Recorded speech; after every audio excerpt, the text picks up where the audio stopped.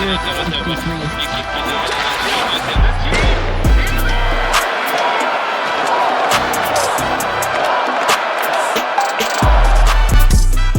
there, I'm Stu Cowan of the Gazette, and welcome to this special playoff preview edition of the Hockey Inside Out show, as I'm joined by none other than Tony Marinaro of BPM Sports and the Sick Podcast with Tony Marinaro to discuss the Canadiens' first-round matchup with the Washington Capitals. Thanks for doing this, Tony.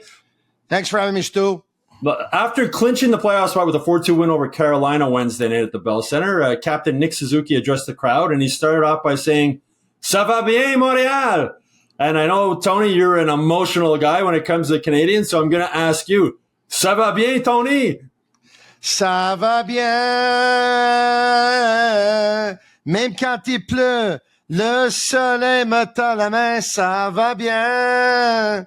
So yes, ça va bien. And thinking of Kathleen, who came out with that song back in the 90s, ça va bien, and is still alive and well today. Love that song. Yeah, I thought that was a really cool thing that Nick did. I mean, he's carried this team on his back since the Four Nations face-off break to get into this position. But, Tony, do you think they have any chance against the Capitals? They finished 20 points ahead of the Canadiens in the standings, had a plus 59 goal differential, while the Canadiens were minus 20. What do you think?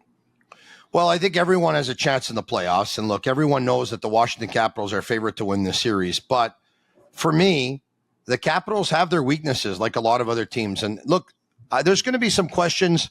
We're going to find out the answers in the next couple of weeks here.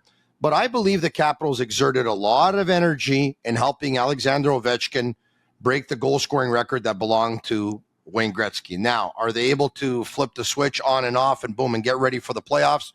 I'm sure they are. They got a real good head coach in Carberry.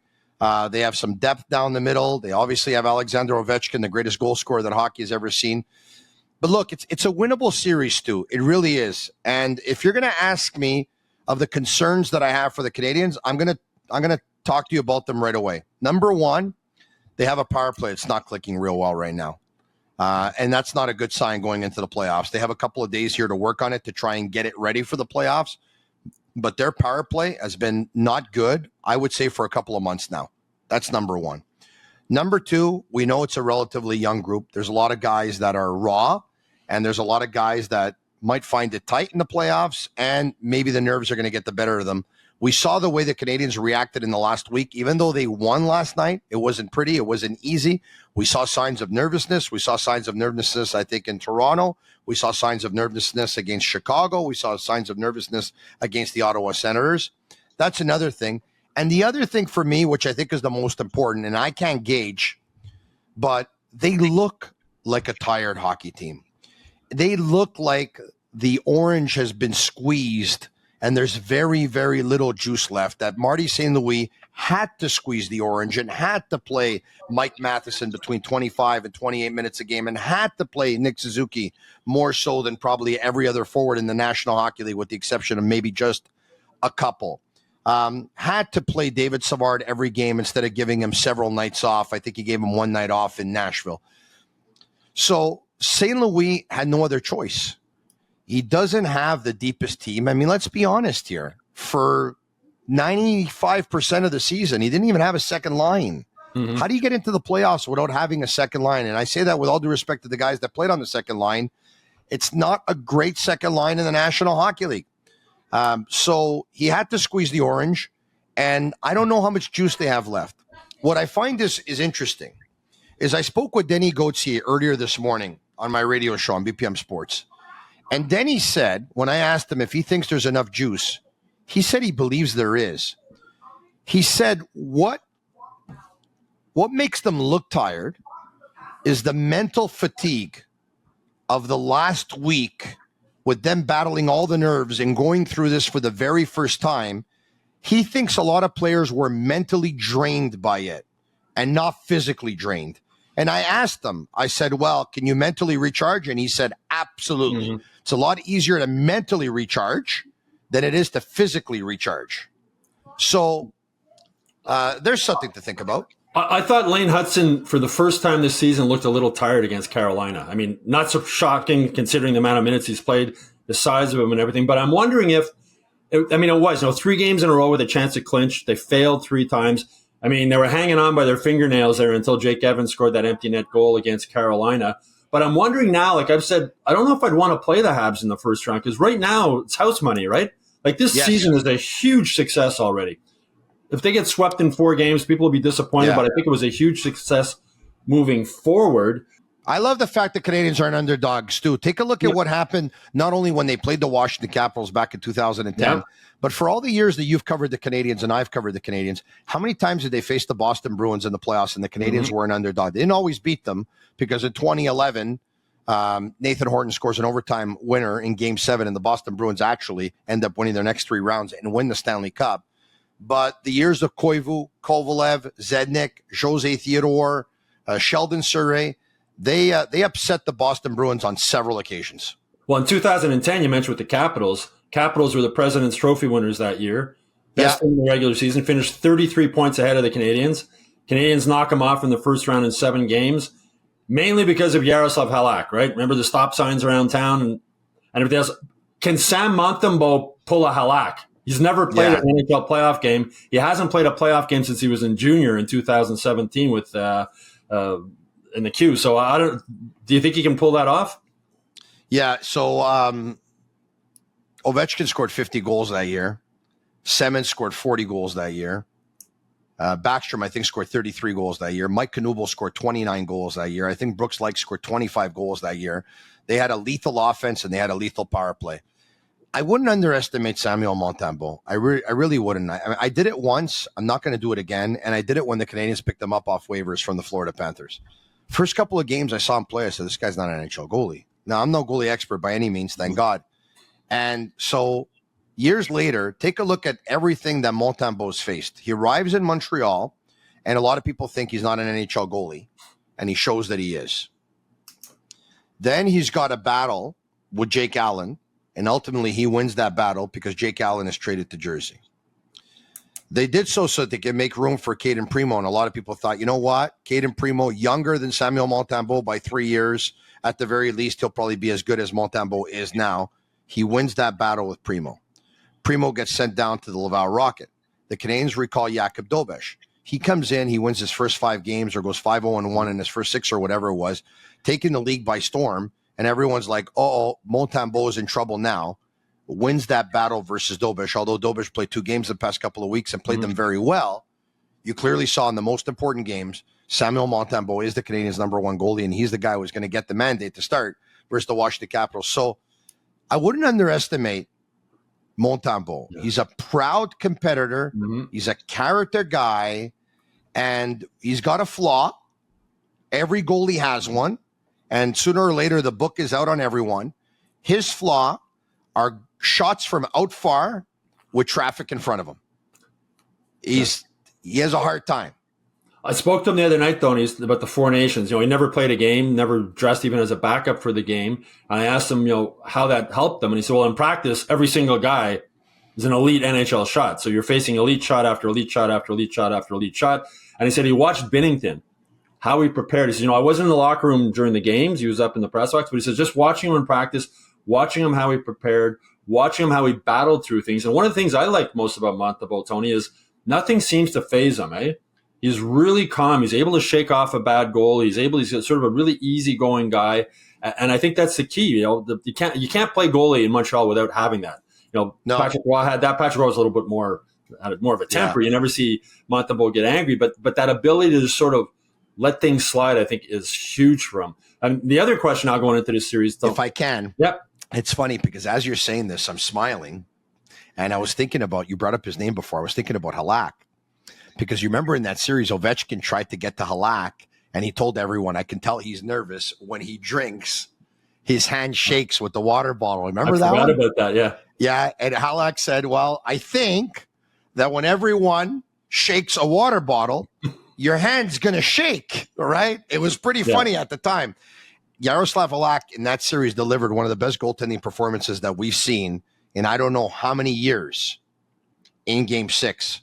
Where I think he stopped something like 54 or 55.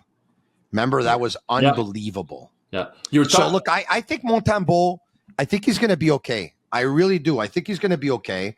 The concern is that every goalie, Stu, is as good as the defense and the defensive play that you put in front of them. They're an inexperienced group once again. We'll see how they respond in these tight games. The concern that I have on defense is the third pairing doesn't get a lot of ice time because clearly there's a discrepancy between second pairing and third pairing that in this coaching staff's eyes is pretty big. So when your third pairing are getting 10, 11 and a half minutes, you end up surtaxing the other guys. Now, when the Canadiens went to the Stanley Cup final in 2021, there were guys that could take the ice time and were used to it. Yeah. They double shifted Shea Weber, Joel Edmondson, Ben Sherratt, and Jeff Petrie. Yeah. The Canadiens pretty much played that playoff series with 4D. Mm-hmm. They might have to do it again, Stu.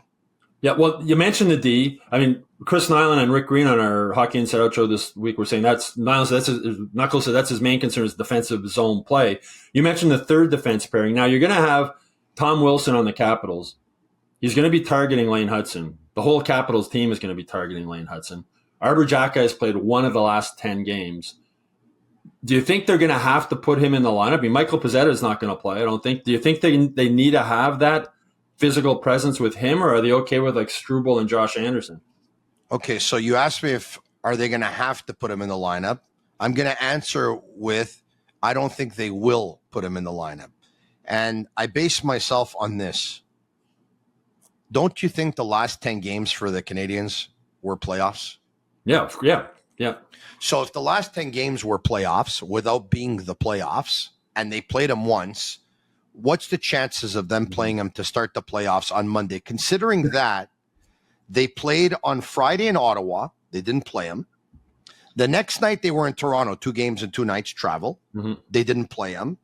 2 nights after that, they were in Montreal versus Chicago, 3 games and 4 nights travel, Saturday night, early Sunday morning. It's not far travel, but it's travel. They didn't play them.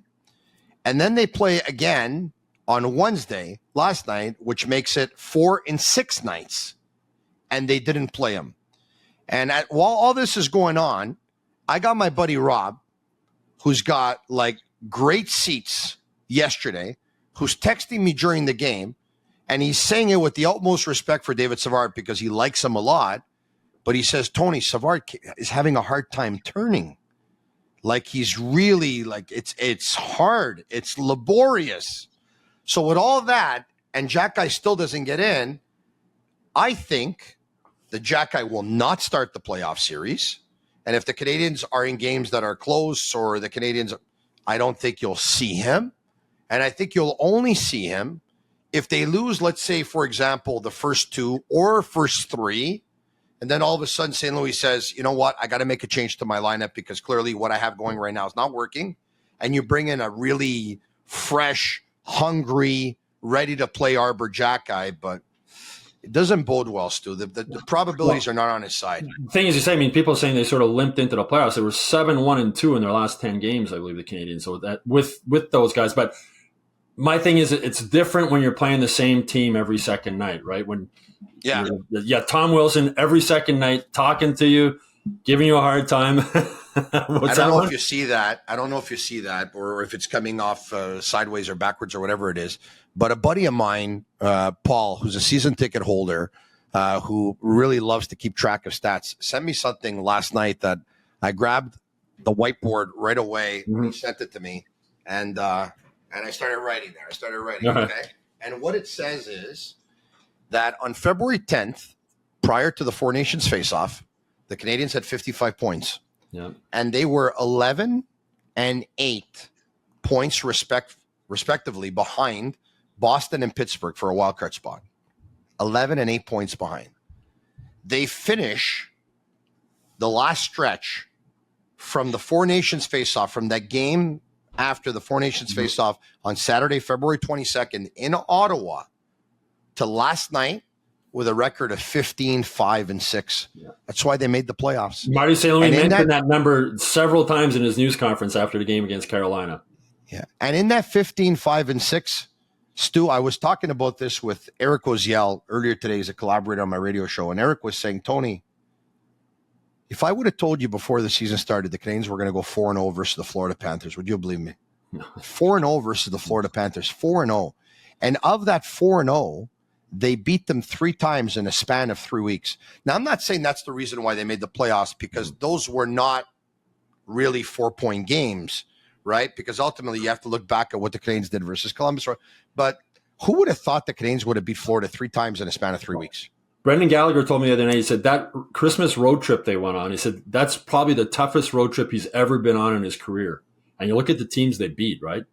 They beat some really good teams in that. And I think that was sort of a turning point. You know, they slumped a little bit afterwards, but, you know, they acquiring Alexandre Carrier from Nashville was a turning point. But Nick Suzuki going to Kent Hughes during the Four Nations break and saying, don't trade these guys. We have something special in this team. Let us build together. And Kent Hughes said, well, then you put the team on your shoulders as the captain and start winning, or guys are going to move. And Nick Suzuki, a lot of guys had to do a lot to do with this team getting here, but Nick Suzuki showed why Kent Hughes and Jeff Gorton made the right choice when they made him captain at age 23. And you know what? And to Bergevin's credit, made the right choice for giving him the 8 years, $7.75 million a year. Because going to be a bargain. When Bergevin gave him that contract, there's a lot of people. Marc Bergevin overpaid on a couple of contracts.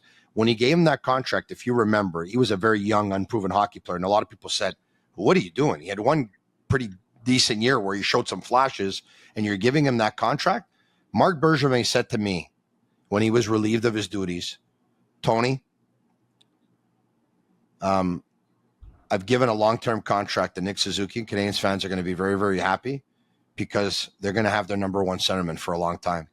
And up until earlier this season, there's still a lot of people in the hockey world that weren't ready to say that Nick Suzuki was a number one centerman.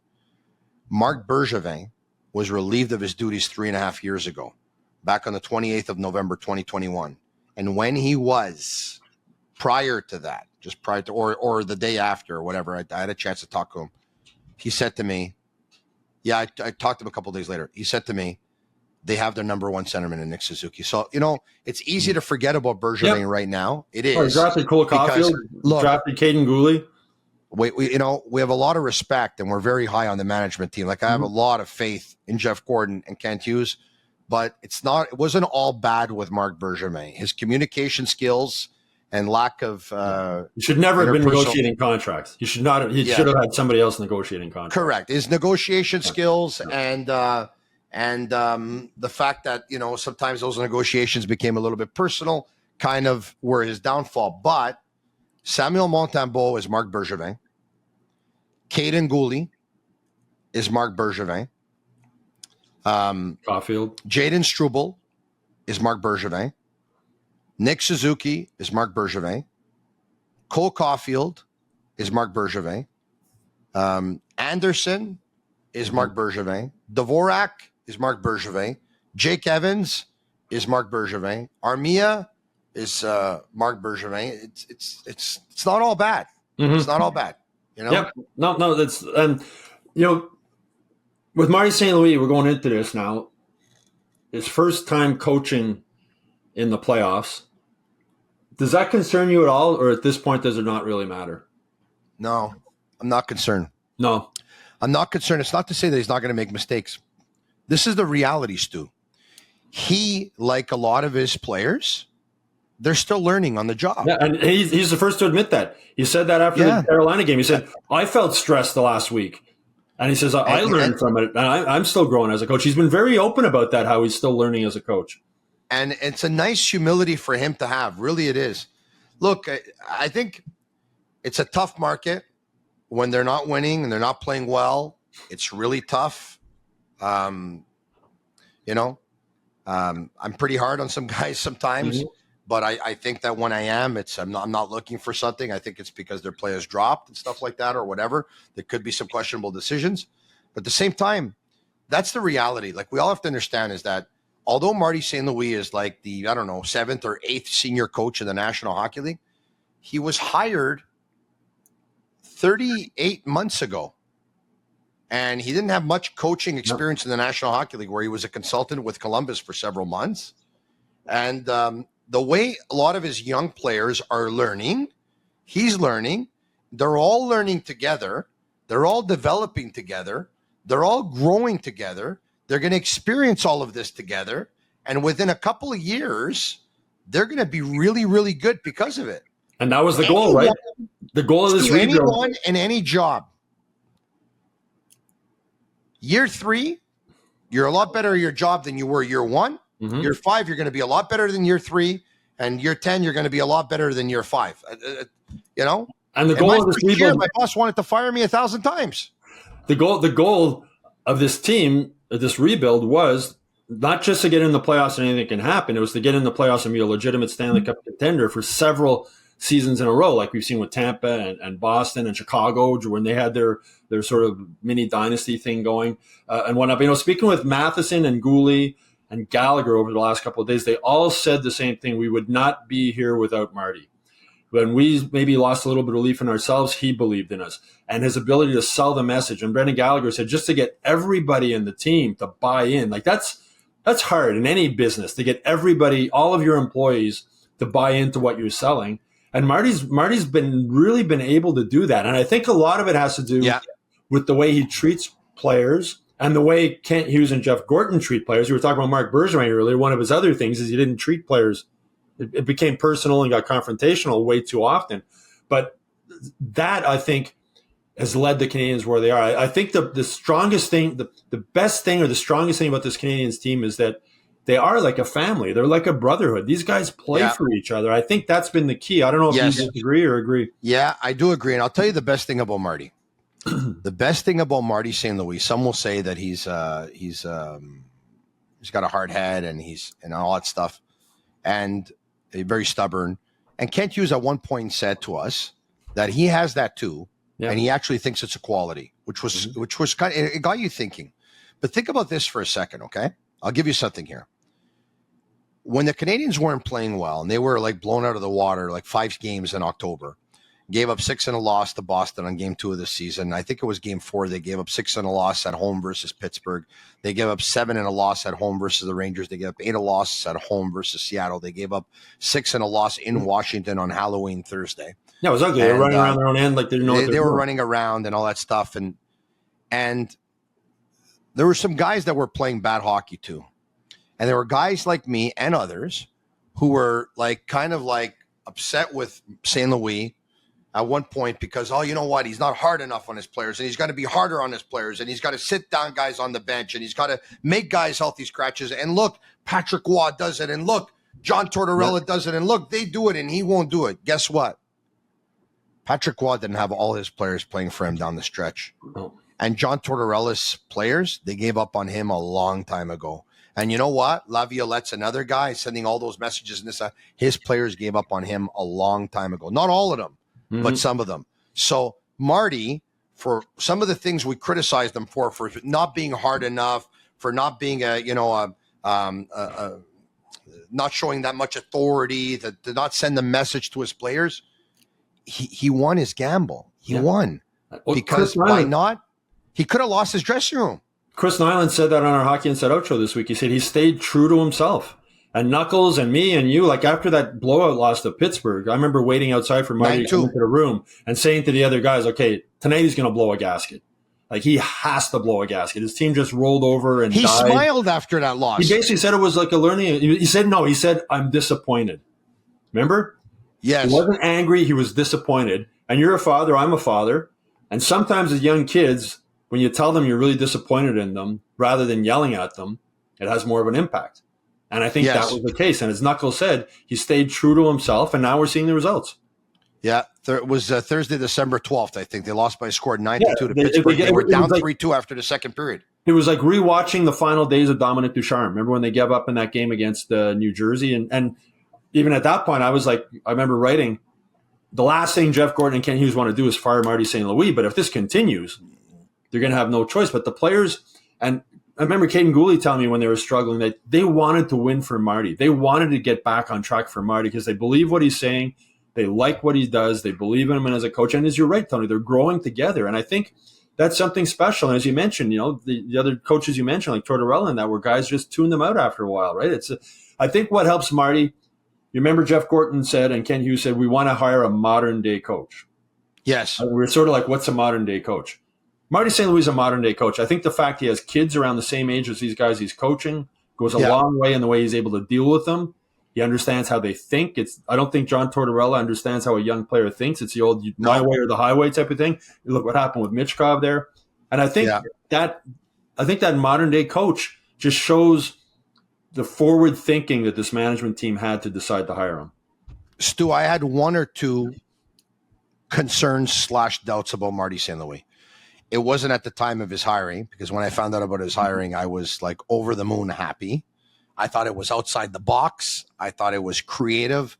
I thought it was going to be a breath of fresh air. And I thought it was going to be, you know what, you're going in a rebuild, offensive concepts, no pressure. This guy's going to learn. It's great. No problem. My concerns / doubts, one of them I just told you was, is this guy tough enough? And I thought that at times he could have been tougher, because even if he was going to lose one or two guys along the way, he was never going to lose his job, because it was still early on in his tenure. So I said, he's in a position of strength. He can afford to be pretty tough on some of the players, and he'll still be fine. So that's a concern that I had, or a doubt that I had. The other one is this. After watching them in the month of October and watching their play without the puck, I didn't think that Marty St. Louis and the coaching staff could turn this thing around to play much better defensively without the addition of an experienced, strategic, defensive-minded assistant coach. I was with you on that. Yep. Now, you know what? At no point did I ever call for his firing. At no point did I ever say he lost his locker room. I never said that. But if you would have told me, if you would have asked me, do you think they can turn the defensive play around, and asked me that on November 1st, I would have told you, with the staff that they have, no. He needs an experienced defensive coach by his side. And you know what? They didn't put one, and he turned it around. I think there's a lot of credit for that. Yeah. I think his honesty too, Tony. I mean, how many coaches do you hear saying, I'm still learning, or telling his players, I'm learning with you, I'm growing with you. I mean, there was a really touching moment after they clinched the playoff spot, and Marty was asked about what this means to him, and he talked about his dad, who you see at the Bell Center all the time. Right? Such a nice man. And his late mom, and he got emotional. His dad grew up as a huge Habs fan. And imagine your son's a Hall of Fame player, wins a Stanley Cup, and now he comes back to coach the team that you cheered for. I mean, it's a remarkable story, and kudos to Ken Hughes. I almost got emotional. Pardon me, Stu, when the final buzzer goes, and he looks over at his assistant coaches, and he shakes their hands. And there's no big hug here, right? They've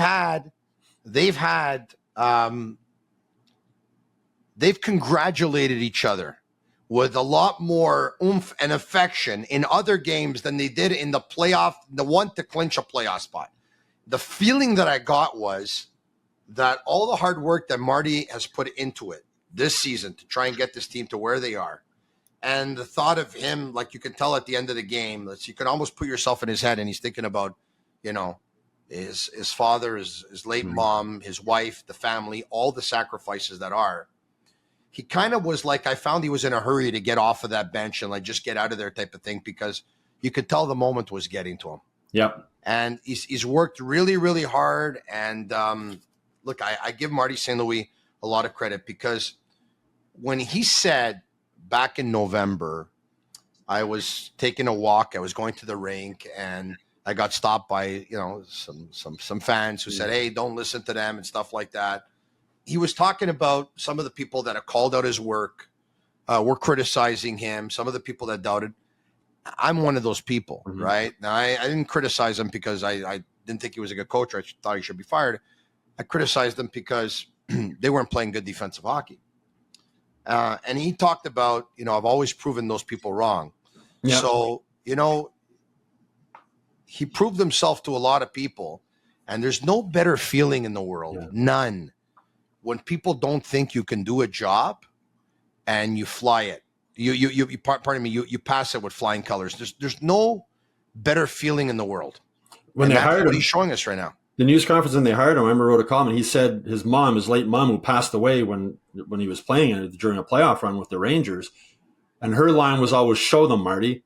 When he got cut from his Pee Wee or Bantam inner city team in Laval, don't worry, you show them. When he was never drafted in the NHL, don't worry, Marty, you show them. When he was placed on waivers and nobody claimed him, you show them. And that was a message his mom always gave him. So that was probably in the back of his mind too, right? And one of the reasons that he got emotional was thinking about, because he showed them, right? He's shown the doubters that he could come in here and coach in the NHL. I think that was part of his speech when they retired his jersey in Tampa too. When he talked about where his mom used to sit. Yeah. And he said, she was my biggest fan, and she always used to say, "Show them, Marty." And he says, "Mom, I think I showed them." Well, I think he showed them once again, this time as a head coach. Yeah. Well, you're not Marty St. Louis, Tony, but if you were to step into the locker room before their first practice, before these playoffs, or what would be your message to these players? My message would be, before the season started, our message to all of you was, at center ice, at practice, why not us? Why not now? Yeah. And I would say the message is still the same. Mm-hmm. Why not us? Why not now? We proved most people wrong before. Let's go out there and do it again. Now, I know, Tony, you've congratulations on the success you're having with your French radio show on BPM Sports and your English podcast. Great to see you doing so well. I know in the past you've done some crazy stuff in the playoffs. There was Finding Carey Price's Dogs, I believe, and then there was, I think you called your priest or something, the Bless the Canadiens. I didn't find Carey Price's Dogs. They're actually it was a couple of fans found. So, no, a friend of mine, John Mastromonaco, was a landscaper by trade. He lives in the South Shore. He found the dogs off, I think, the highway, close to the highway in Canada. The dogs ran away, yeah. Yeah, and he called TSN Sports Radio, where I was working back in the day. But I think he called the morning show, and I ended up going with John to Boston for Game 7. And on our way there, of course, we started chanting out, "You found the dogs. He found the dogs. He found the dogs. The dogs are home." I had a lot of fun with that. You're probably going to ask me what I'm up to next, Stu. I don't know, because I think I've called pretty much everyone. I think I've used all my jokers and played all my cards already, but I'll try and come up with something. Yesterday, by the way, on the French radio show, I called a gas station in Brossard, and I told him that the Montreal Canadiens are running out of gas. I want to know how many gallons they had if we can fill up their car. And he said, "Well, why don't they just come here one at a time?" And I said, "Okay, well, if they do and they gas up, will they have enough time to ride for 60 minutes?